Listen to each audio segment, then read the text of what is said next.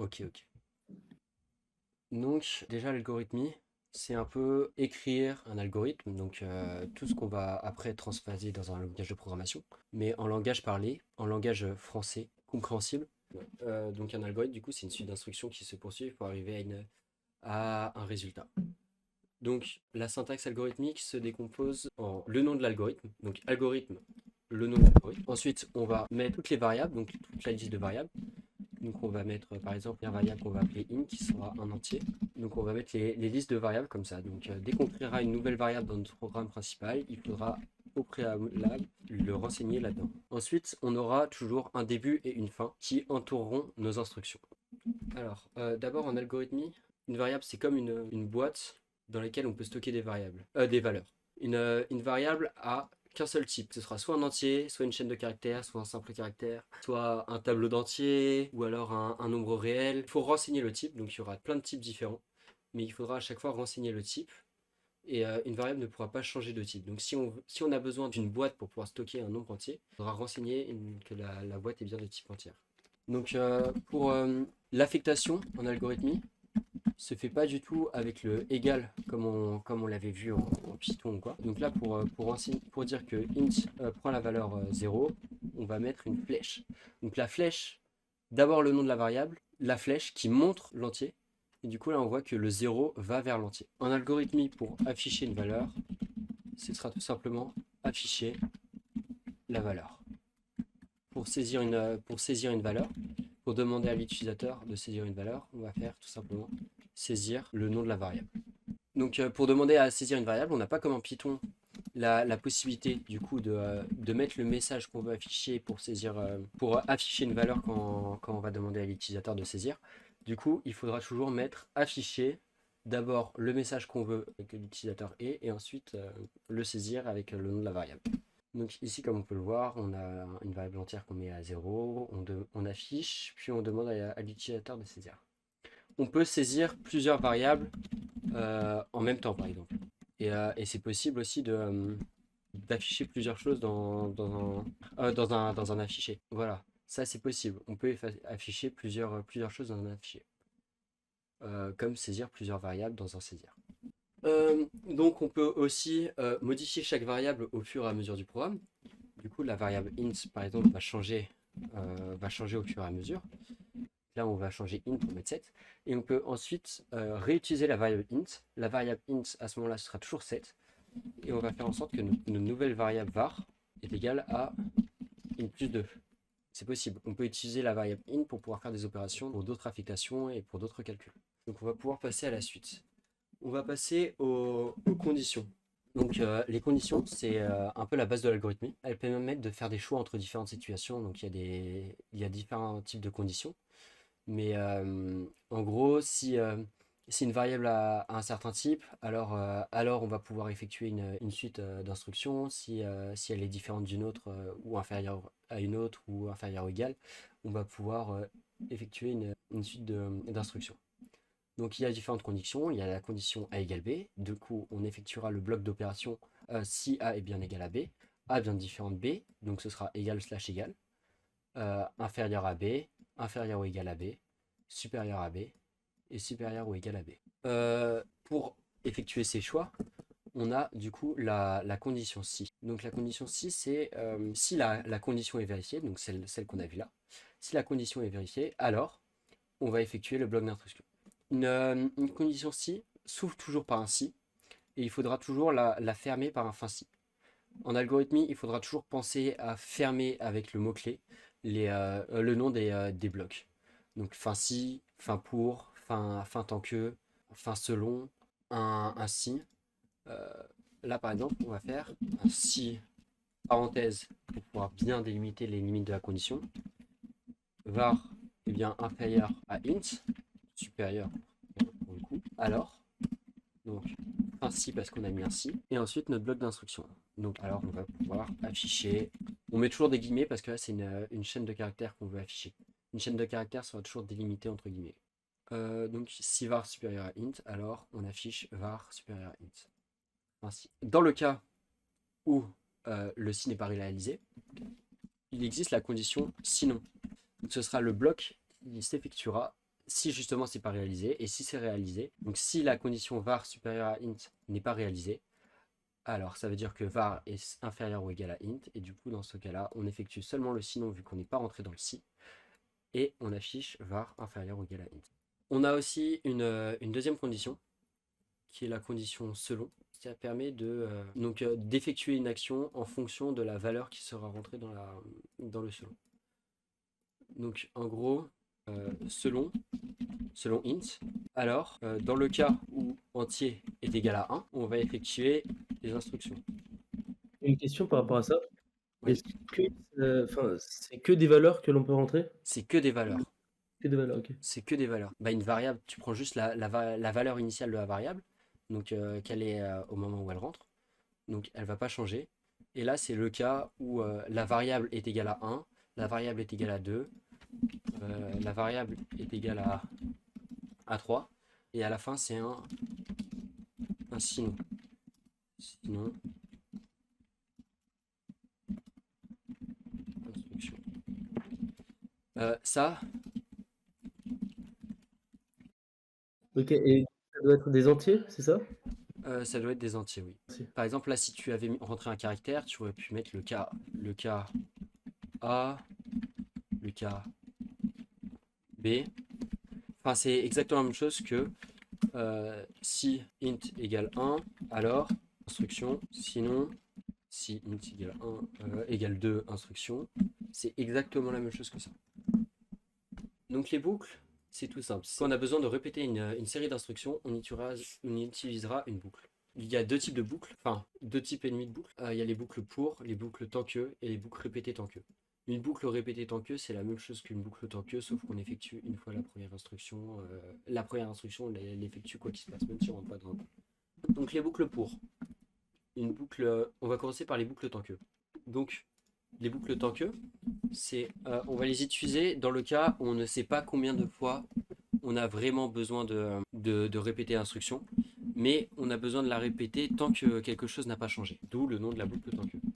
Donc par exemple là, on va faire tant que int est supérieur à 10, alors on va faire en sorte que int soit divisé par 2. Tant que condition faire. Donc tant que l'entier sera supérieur à 10, on va répéter cette suite d'instructions. La suite d'instructions, c'est juste faire en sorte que l'entier soit divisé par 2. On voit à la première entrée, on va juste lui mettre une variable de base. À la première entrée, on voit que int est supérieur à 10. Du coup, int est supérieur à 10, il rentre. On le divise par 2, du coup, int est égal à 50. Deuxième entrée, 50, c'est supérieur à 10. Du coup, on peut rentrer. Int redescend à 25. Donc 25 toujours supérieur à 10. Oui. Du coup, on se retrouve avec int 12,5. Puis 12,5 toujours supérieur à 10. Ou 6,25. Ce qui se passe là, c'est que on ne savait pas combien il fallait faire de fois la division pour que int devienne inférieur à 10. Du coup, on l'a répété un certain nombre de fois qu'on ne pouvait pas définir à l'avance. Ce qui a fait qu'on a utilisé la boucle tant que. Donc ensuite, on a le deuxième type de boucle. Non, d'abord, on va voir la boucle répétée tant que. La boucle répétée tant que, c'est exactement la même chose. Sauf que là, par exemple, si on commence avec un entier est égal à 8, l'entier est quand même inférieur à 10, mais on va rentrer pour la première itération dans la boucle. Ça veut dire que là, juste, on rentre une fois quoi qu'il se passe, et ensuite, on effectue les instructions jusqu'à ce que ce soit plus le cas. Donc on va passer à la boucle pour. La boucle pour, on l'utilisera quand on sait à peu près le nombre, enfin quand on sait exactement le nombre de fois qu'on a besoin de répéter l'opération. Donc la boucle pour, elle a une syntaxe simple. C'est pour, il nous faudra d'abord définir une variable compteur. Donc il faudra définir dans la liste des variables au début. Donc le compteur, notre compteur, ça va être juste un entier qui va varier au fur et à mesure de la boucle. C'est lui qui va compter en quelque sorte le nombre d'itérations de la boucle. Donc début, ce sera la variable qu'on veut au début. À fin, là par exemple, on veut faire 0 à 3. Donc on va prendre compteur est égal à 0, compteur est égal à 1, compteur est égal à 2, compteur est égal à 3. Donc là, dans ce cas-là, on va répéter 4 fois l'instruction, puisque 0, 1, 2, 3. Le pas, c'est le nombre par lequel le compteur va s'incrémenter au fur et à mesure qu'il passe dans la boucle. Donc de base, le pas est égal à 1, c'est-à-dire que le compteur va faire 1 de plus à chaque fois. Et que là, on pourrait très bien le changer. Et à ce moment-là, on a compteur est égal à 0, compteur est égal à 2, et après, compteur est égal à... Enfin, plus 2 c'est supérieur à 3, du coup ça passe. Enfin, à ce moment-là, dans ce cas-là, ce serait compteur est égal à 0, compteur est égal à 2, compteur est égal à 4. Du coup, 3 fois aussi. On répète les instructions. Donc de base, on va pas mettre de pas, et juste dans certains cas particuliers, on en aura besoin, mais oui.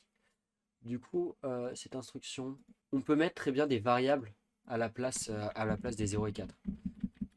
Du coup, c'est pour ça que je disais qu'on connaît peut-être pas exactement le nombre d'itérations qu'on veut faire, mais on connaît une variable qui détermine le nombre d'itérations qu'on veut faire. Du coup, là, par exemple, si on veut faire int fois, du coup 8 fois, donc int fois, on va faire pour compteur de 1 à int, faire la liste d'instructions. Du coup, là, ça va afficher 1, 2, 3, 4, 5, 6, 7, 8. Pour les tableaux.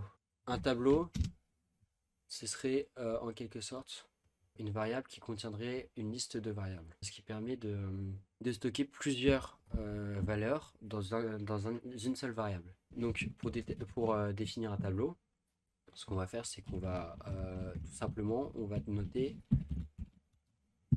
tableau. Donc le nom du tableau, c'est juste un tableau entier. Mais juste en algorithmie, il faudra toujours donner une taille initiale au tableau, une taille du tableau. Donc le tableau pourra stocker un nombre de variables limité, de valeurs limitées, qui sera le nombre qu'on mettra dans ces crochets-là. Donc là, tableau 50, ce sera une variable qui peut stocker jusqu'à 50 entiers différents. On peut accéder aux différents éléments du tableau si on veut accéder au premier élément du tableau, on fera tableau premier élément, tableau crochet 1, c'est le premier élément du tableau. Tableau crochet 2, le deuxième élément du tableau. Tableau crochet 3, le troisième élément du tableau. Tableau crochet 4, le quatrième élément du tableau. Généralement, on accompagnera toujours un tableau d'une deuxième variable qui sera sa longueur. Longueur qui sera toujours un entier. Du coup, au début du programme, longueur sera égale à 0. Il y a une question sur le tableau. Ouais, bien sûr. Les valeurs vont de 0 à 49 ou de 1 à 50? Alors, en algorithmie, on commencera les tableaux à 1. Donc ce sera 1 à 50. Ce qui n'est pas le cas dans la plupart des langages de programmation, où ça commence à 0. Mais du coup, il faut bien se retenir qu'en algorithmie, c'est 1 la première valeur pour accéder au premier élément. Donc on accompagnera toujours un élément d'un tableau à sa longueur. Par exemple, là, on va vouloir demander à l'utilisateur de saisir chacun des éléments du tableau. Donc on va faire pour ça une liste pour, parce qu'on n'a pas envie de répéter 15 fois l'instruction saisir tableau 1, saisir tableau 2, saisir tableau 3, saisir tableau 0. Donc on va faire pour compteur de 0 à 50, faire saisir tableau compteur. Du coup là, ce qui va se passer, c'est que ça va prendre les éléments de 1 à 50 du tableau et ça va demander à la suite de les saisir à l'utilisateur. Je vais même ajouter un petit message avant.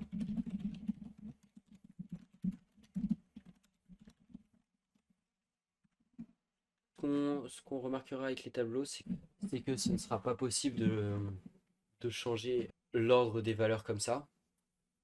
Elles resteront toujours dans le même ordre. Il faudra bien faire gaffe à... Ah d'ailleurs là j'ai fait une bêtise. On a la longueur qui est restée à 0. Ce qu'il faudra faire, c'est à chaque fois qu'on ajoute une variable dans le tableau, il faudra incrémenter la longueur. Donc faire en sorte que longueur... On ne peut pas remplacer longueur par compteur pour que ça avance tout seul?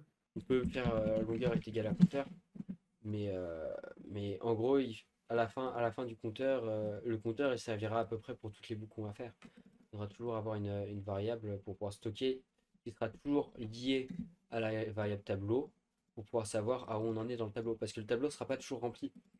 Un tableau, il peut avoir 50 espaces dedans, mais on peut en utiliser que 3. Du coup, il faut toujours savoir combien on a d'éléments dans son tableau pour pouvoir tout utiliser.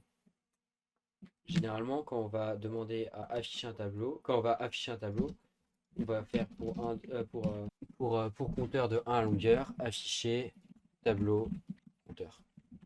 Donc on aura toujours notre longueur qui sera la variable qui dira qu'on a tant d'éléments dans notre tableau. Pour parcourir notre tableau et ainsi afficher toutes les variables du tableau, il va falloir prendre toutes les valeurs de 1, de la première à la variable finale finale qui est égale à la longueur. Et du coup, on va accéder dedans à tableau, compteur. Donc compteur, ce sera tableau de 1, puis tableau de 2, puis tableau de 3, puis tableau de 4, puis tableau de 5, jusqu'à tableau de longueur. Donc la dernière variable dans le tableau. Il peut y avoir des tableaux de tout type différents. Donc là, ça aurait pu être un tableau. Là, on a dit que c'était un tableau en entier. Mais ça peut être un tableau de caractères. Ça peut être un tableau de réel, donc de flottant. Ça peut être un tableau de ce que l'on veut. Un tableau de type. Mais il faudra renseigner le type du tableau quand même à l'avance dans nos variables. On ira voir à la fin du cours d'ailleurs, si vous le voulez, le premier CSC de l'année dernière en algorithmie. On ira voir pour voir le genre de questions qu'ils peuvent nous poser. On peut aussi créer des tableaux de tableaux. Ce sera un tableau à plusieurs dimensions, un tableau à 2 dimensions. Donc un tableau à 2 dimensions, c'est, comme je viens de vous le dire, un tableau de tableau. Donc pour cela, pour définir un tableau à 2 dimensions, ce qu'il faudra tout simplement dire, c'est il faut indiquer la taille de la deuxième dimension. Donc en gros, là, c'est comme ça. C'est comment on pourrait représenter. C'est mieux en ce moment, peut-être. Je suis désolé. Ça, c'est comment on pourrait représenter un tableau. Un tableau, c'est la valeur 1, la valeur 2, la valeur 3, etc. jusqu'à la fin. Du coup, un tableau à 2 dimensions, comme je viens de le dire précédemment, c'est un tableau de tableau. Du coup, ce serait, en gros, valeur 1, ce serait lui-même est égal à ça, val 2 aussi, val 3, etc. Enfin, il pourrait contenir des valeurs comme ça. Un tableau à 2 dimensions, ce serait à ce moment-là représenté comme étant un tableau avec dedans chaque item étant lui-même un tableau. Est-ce que c'est clair à peu près? En gros, c'est des lignes et des colonnes. Voilà, en quelque sorte. Donc toutes les dimensions seront de même taille, etc. Donc comme on l'a vu pour un tableau simple, on peut facilement le parcourir avec un compteur. Mais si là, on parcourt ce tableau-là, alors on va obtenir tableau de 1, ce sera un tableau. Tableau de 2, ce sera un tableau. Tableau de 3, ce sera un tableau. Tableau de 4, ce sera un tableau. Du coup, pour parcourir en entier ce tableau, il va falloir ajouter un deuxième compteur, le compteur 2, et à ce moment-là, faire une deuxième boucle. Donc ce qui va se passer, c'est que là, on va faire pour compteur, on va avoir un premier compteur qui va parcourir le premier tableau. Du coup, tableau compteur, ça, faudrait tout simplement le voir comme juste l'élément qui est là. Du coup, on le remplacerait par ça. Et ensuite, dedans, on va prendre l'élément qui se trouve à la place compteur 2. Tableau compteur, c'est lui-même un tableau. Du coup, vu que c'est un tableau, on peut accéder à l'élément qui se trouve à la deuxième, à la place compteur 2. Je suis d'accord, mais longueur là. Ouais, Longueur, faudrait ça, non? longueur, ce sera une longueur 2 qui sera égale à la. Ce sera une longueur 2 qu'il faudra aussi incrémenter pour l'auteur. Juste au-dessus, on définit longueur comme une valeur de 0. Oui, mais ça c'est parce que j'ai pas fait un algorithme pour remplir le tableau, etc. Ok. Enfin, on peut dire tableau, du coup longueur serait égale à 3. Du coup, là, quand on va lire le programme, on va faire pour compteur de 1 à longueur, donc pour compteur de 1 à 3. Du coup, là, on se retrouve avec compteur est égal à 1. Donc, on va créer un compteur 2 qui va aller de 1 à longueur 2, donc de 1 à 3. Donc, on aura compteur 2 est égal à 1. Et du coup, là, on va afficher tableau 1, 1. Donc, tableau, on prend le premier élément qui est le premier tableau. On prend le premier élément du deuxième tableau. Du coup, ça nous affiche 1. Et ensuite, qu'est-ce qui se passe? On arrive ici, hop, on re-rentre dedans, donc compteur s'incrémente. Du coup, on va prendre le toujours premier élément du tableau, donc celui-là. Mais là, on prendra le deuxième élément, donc le petit 2 qui est là. Du coup, là, on va afficher le 2. Puis on s'incrémente, on arrive au 3 qui est là. Puis là, on a fini notre boucle de 3. on arrive ici, puis ici, c'est ce compteur-là qui s'incrémente. Donc ce compteur-là devient 2. On re-rentre dans cette boucle à partir du début. Du coup, notre boucle recommence à 1. On affiche le 1 qui est là. Puis ça s'incrémente. On affiche le 2 qui est là. Ça s'incrémente. On affiche le 3. Puis on ressort de la boucle. Là, on arrive à 3. Puis on affiche les 3 qui viennent là au fur et à mesure. Enfin, les tableaux avec des chaînes de caractères, oui, du coup. Bah, c'est simple. Une chaîne de caractères, faut voir ça tout simplement comme une chaîne de caractères, c'est un tableau de caractères. Un caractère, c'est un type de variable comme un entier ou un réel, etc.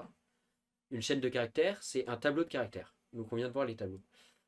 Sauf que on n'aura pas besoin de gérer la longueur pour les chaînes de caractères parce qu'on a accès à la commande longueur de la chaîne. Donc on a accès à la variable longueur de la chaîne. Du coup là, on peut très bien faire pour parcourir une chaîne de caractères au compteur de 1 à longueur de chaîne. C'est une fonction qui nous retourne la longueur de la chaîne. Est-ce que la longueur va compter, va prendre en compte les espaces et etc. Ou que Oui, les oui, oui. lettres? Non, bah, un espace, c'est un caractère comme une lettre. C'est au même titre qu'une lettre. Du coup, il sera toujours pris en compte. Une étoile, un plus, tout caractère sera toujours pris en compte. C'est un caractère au même titre qu'une lettre. C'est pour ça que c'est pas une chaîne de lettres, c'est une chaîne de caractères. Donc pour les chaînes de caractères, on a accès du coup à la fonction longueur qui nous permet d'obtenir la longueur de la chaîne, à la fonction concaténée qui nous permet de faire d'ajouter les deux chaînes bout à bout l'une de l'autre. Donc si on a chaîne 1 qui est égale à bonjour, et on a chaîne 2 qui est égale à monsieur, on aura chaîne qui sera égale à bonjour monsieur, vu qu'on a ajouté les deux chaînes les unes à la suite des autres.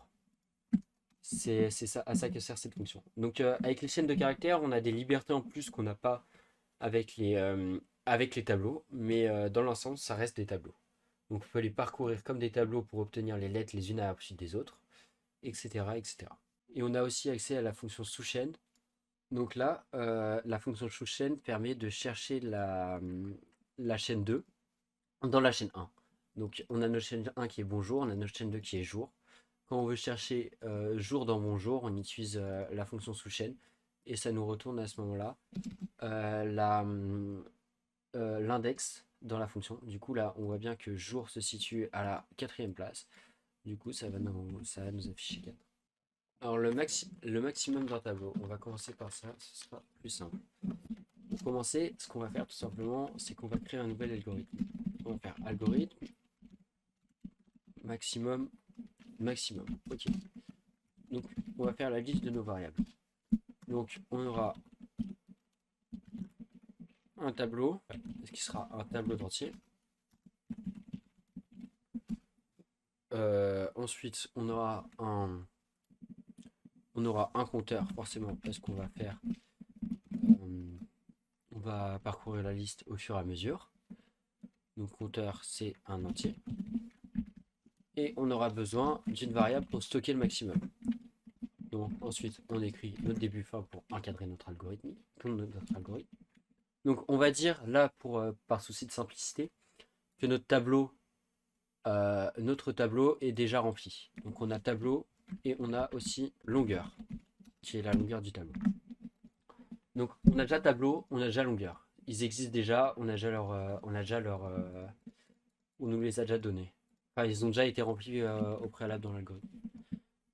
Donc tout simplement, ce qu'on va faire, c'est qu'on va faire pour compteur de 1 à longueur. Et là, tout simplement, déjà, au départ, ce qu'il va falloir dire, c'est que notre maximum, pour l'instant, il n'a pas de valeur. On sait pas, on va pas pouvoir tester si on n'a pas déjà une première valeur pour maximum. Du coup, il va falloir donner au maximum la première valeur du tableau. Donc, on va faire en sorte que maximum, il soit égal à la première valeur du tableau. Donc ensuite, pour toutes les cases du tableau, ce qu'il va falloir faire, c'est dire que vérifier si notre nouvelle case du tableau, elle est supérieure au maximum. Si la case est supérieure au maximum, alors c'est le maximum, forcément. Donc, si tableau est supérieur au maximum, alors est-ce que tu comprends un peu mon algorithme? Donc là, on va parcourir tous les éléments les uns après les autres. Et à chaque fois qu'on trouvera un supérieur au plus grand qu'on avait déjà trouvé, alors on va dire que le plus grand, pour l'instant, c'est lui. Jusqu'à ce qu'on arrive à celui qui est plus grand. Et quand on est arrivé à celui qui est le plus grand, tous les autres sont forcément plus petits, du coup cette condition ne va pas s'effectuer. Et du coup, à la fin de notre algorithme, on va pouvoir afficher notre maximum. C'est pas tableau entre crochets compteur au lieu de i? Oui, t'as raison. Puisque j'ai l'habitude d'utiliser la verbe i pour faire mes compteurs. Le tableau, il faut toujours le définir avec une taille. Écrire un algorithme qui cherche un nombre saisi au clavier dans un tableau d'entier. L'algorithme affiche un message pour dire si la valeur existe ou non dans le tableau. Écrire deux versions de cet algorithme selon que le tableau soit ordonné dans l'ordre croissant ou non ordonné. Donc, on va avoir deux versions. Donc déjà, on va faire notre petit algorithme. Alors, algorithme... algorithme existe ordonné.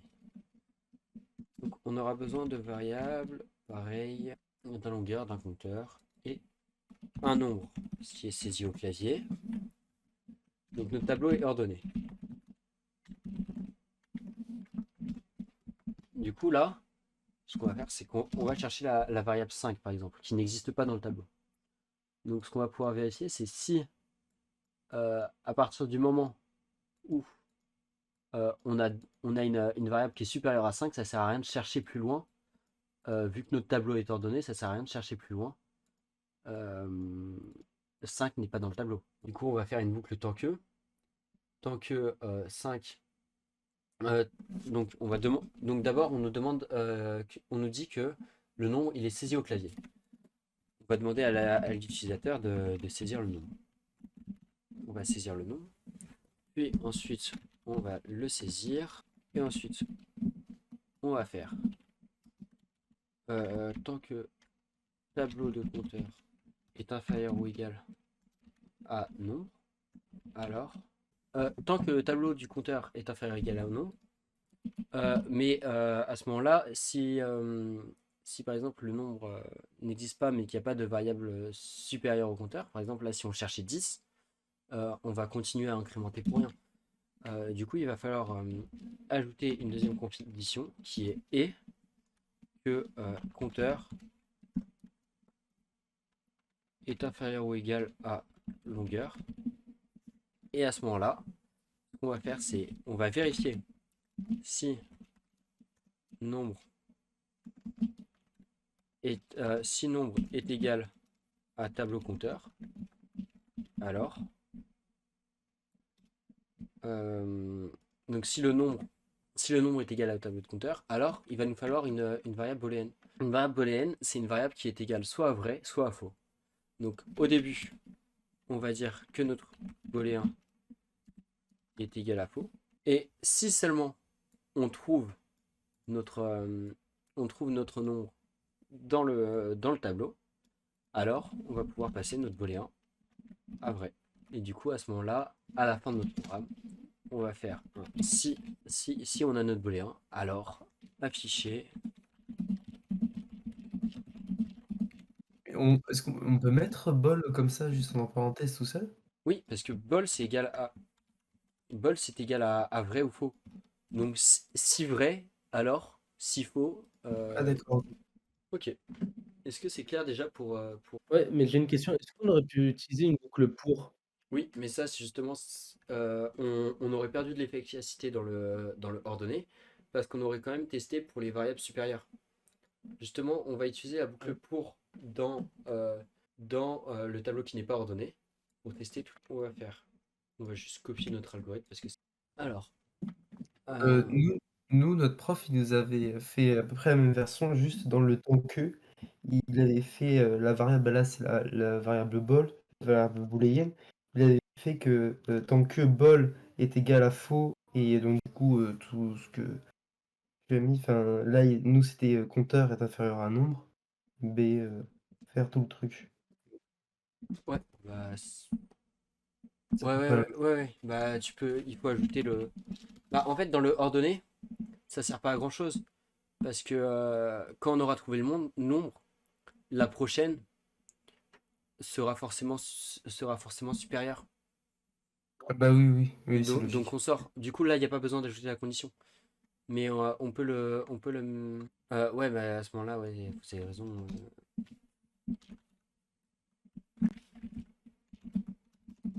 Et là, ah, et j'ai oublié de faire un truc très, très, très bête. Juste, il faut incrémenter notre compteur parce qu'on n'est pas dans une boucle pour. Du coup, il faut dire que le compteur il est égal à lui-même plus 1. Dans une boucle tant que le compteur s'incrémente pas tout seul, il faut le faire manuellement. Enfin, tant qu'on a bol qui est faux, quand c'est vrai, ça sert à rien de continuer. Mais on peut très bien le faire avec une boucle pour, mais à ce moment on perd de l'efficacité. Mais avec une boucle pour, ce que ça rendrait, ce serait pour i à non, de 1 à longueur, faire. Avec une boucle pour, tu pourrais le faire et ça donnerait juste ça. Ah bah oui, tout simplement, ce qu'on peut faire, c'est. Est-ce que c'est clair pour ces deux versions de notre algorithme? Oui, Vous avez vu comment, du coup, parcourir un tableau. À chaque fois qu'on parcourt le tableau, grâce à notre boucle pour, là, cet exercice, c'est bien parce qu'il vous permet de voir exactement tout ce qu'on a vu dans le cours. C'est-à-dire les différents types de variables, les tableaux, les boucles pour, les boucles tant que, les conditions avec les si, afficher une variable, demander à l'utilisateur d'en saisir une, des affectations. Euh, Est-ce que tout ça est clair? Est-ce que vous avez des questions sur quoi que ce soit dans le cours, sur un autre exercice que vous aimeriez qu'on fasse ou tout va bien? si ça dérange personne, je veux bien qu'on voit celui juste avant l'exercice 2 du coup. Ok. Donc on décale vers la droite. Ah, ok, ouais. Mhm. Début. Fin.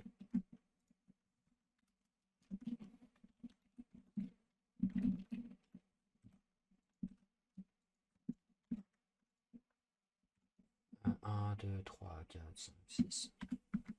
Du coup, on veut tout décaler vers la droite.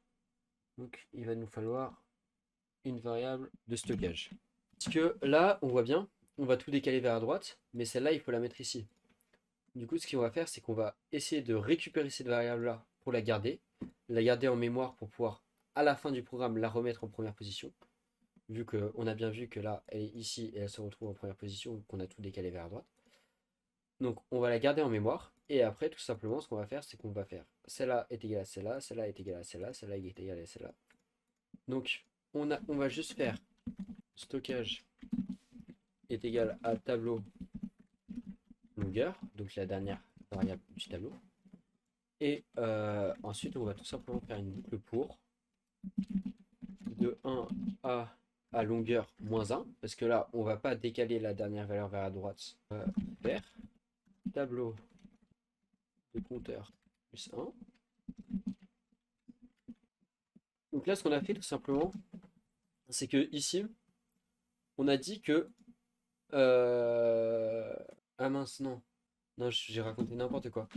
Et tout en allant bien. Donc, de A 1.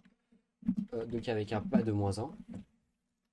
Donc là, ce qui se passe, c'est qu'on va juste prendre longueur moins 1, donc celle-là. Et on va dire que celle qui est au-dessus, donc ici, elle est égale à celle qu'on stocke. Donc ici, on se retrouve donc... Alors je vais tout simplement... Donc là, ce que ça va faire, c'est tout simplement, on va dire que ça, c'est égal à 35, quand on rentre pour la première fois ici. Parce qu'on prend longueur moins 1 plus 1, donc c'est égal à longueur qui est égale à longueur moins 1. Du coup, on commence à longueur moins 1. On met celle-là à 35, puis celle-là à 30. Donc celle-là à celle qui la précède, donc 20. Celle-là à celle-là qui la précède, donc 12. Puis celle-là à celle qui la précède, donc 10. Et là, on a fini notre boucle. Est-ce que là, pour l'instant, c'est clair? Et du coup, vient la question du 21 qu'on remet au début. On l'a stocké au début grâce à cette ligne à stockage. Et on dit juste que la première variable est égale à celle qu'on avait stockée au début. Du coup, le 21. Et on se retrouve bien avec le bon tableau. Non? Le 2 avancé s'il y a moyen, ça dérange pas. Lequel? Le 2 avancé. Le 2 avancé. Crée un algorithme qui calcule dans un tableau T3 la fusion de deux tableaux ordonnés T1 et T2 tels que T3 soit avec des éléments ordonnés. Pense à l'efficacité de votre algorithme.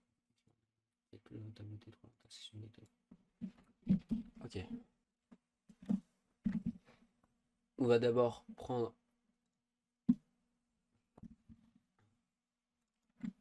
Donc, on a besoin d'un tableau T1, un tableau T2 et un tableau T3.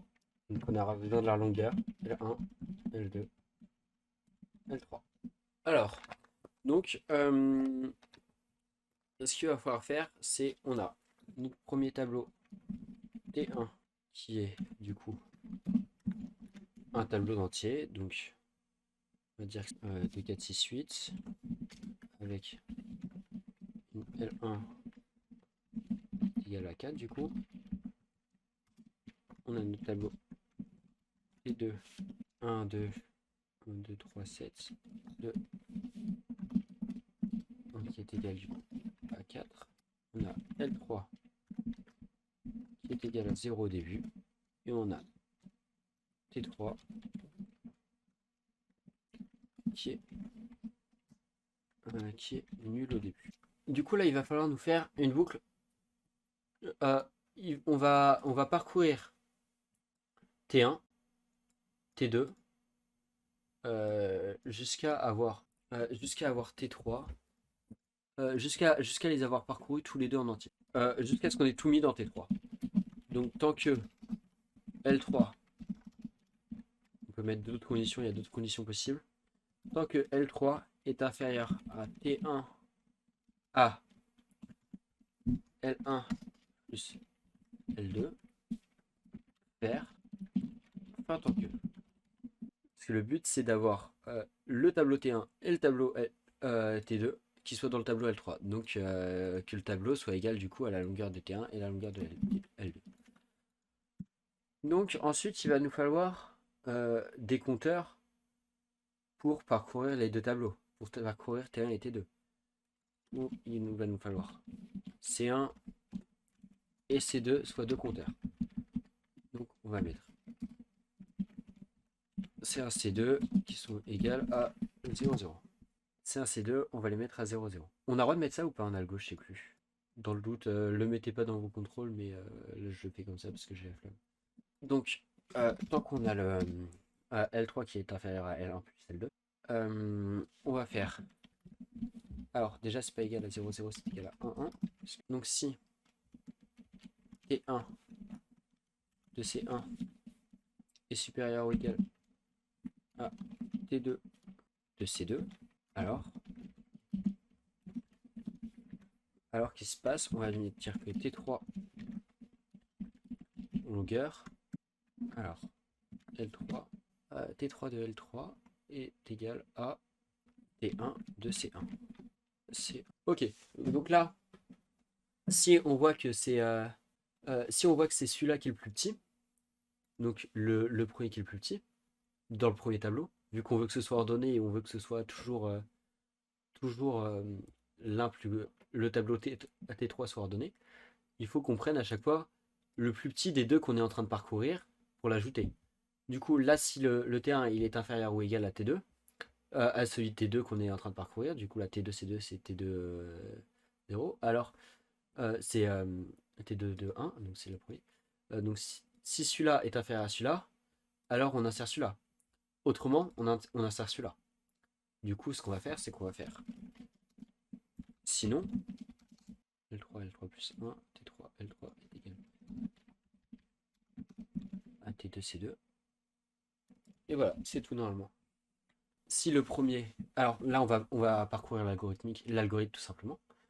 Donc, tant que L3 est inférieur à L1 plus L2, donc tant que L3 est inférieur à 8, donc on a L3 qui est égal à 0. Alors, T1C1 est inférieur ou égal à T2C2. Alors, T1C1, donc T1, donc on a C1 qui est égal à 1, C2 qui est égal à 1. Donc T1 de 1, 2 est inférieur ou égal à T2 de 1, Donc c'est pas vrai, parce que du coup c'est plus grand que 1. Donc on passe au sinon. Donc L3, il devient 1. C2, C2 il devient 2. Et du coup, dans notre T3, on a la première valeur. Du coup, ce qui se passe ensuite, c'est que là, inférieur ou égal, oui, c'est bon. Du coup, on a notre C1 qui s'incrémente. C1 est égal à 2. Notre tableau prend la valeur 2. Donc ensuite, 4, inférieur ou égal, non. Inférieur ou égal à 2, vu que là, on a déjà supprimé cette valeur et celle-là. 4 inférieur ou égal à 2, non, c'est pas vrai. Du coup, on insère celle-là. 4 inférieur ou égal à 3, non, c'est pas vrai, donc on insère celle-là. 4 inférieur ou égal à 7, c'est bon. Du coup, on insère le 4. 5 inférieur ou égal à 7, c'est bon, on insère le 5. 6 inférieur ou égal à 7, c'est bon, on insère le 6. Et enfin, on insère le 7. Il y a une dernière condition à rajouter. C'est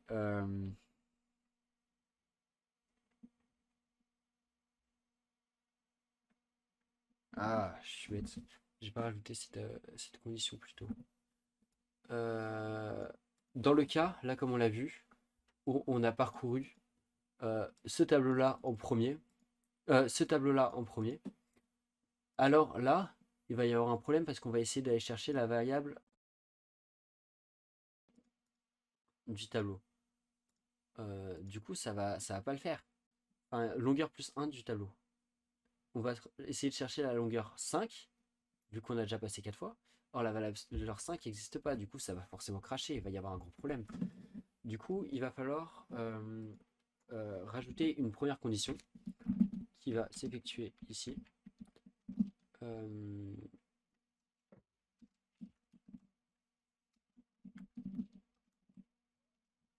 Il va falloir rajouter une première condition qui est que L1 est inférieur ou égal à C1. L1 inférieur ou égal à C1. Et ensuite, il va falloir rajouter une deuxième condition. Ah, ça marche pas sur ça. Une deuxième condition, c'est que le tableau, si le tableau T2 est égal à, et on l'a parcouru en entier, alors il faut parcourir seulement dans le T1. Du coup, là, on va rajouter une condition ou, qui est que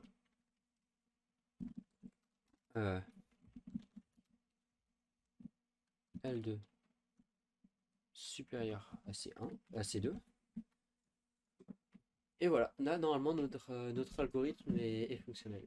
Je sais pas du tout si j'ai été clair lors de la conception de cet algorithme, lors du code de cet algorithme. Si vous avez des questions, n'hésitez pas.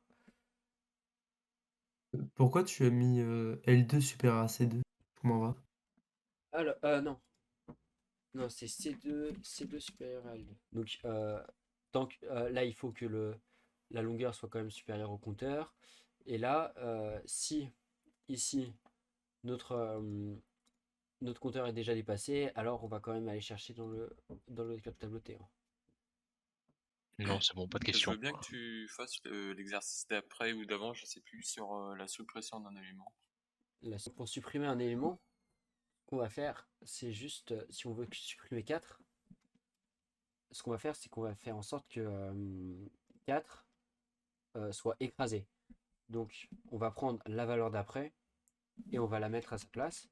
Et ensuite, la valeur qui était après, on va dire que c'était la valeur cultivée, etc. Et ensuite, on va réduire d'un la taille logique pour pouvoir supprimer l'élément.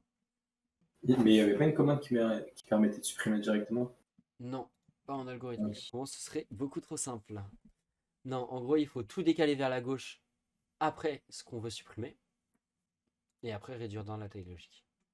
C'est supprimer une occurrence sur 2. Donc, ok. Donc là, on va parcourir tout le tableau et vérifier si chaque nombre est bien différent du nombre. Donc, on va vérifier si tableau C1 est égal à nombre. alors on va effectuer une série. C'est une valeur sur 2 du coup.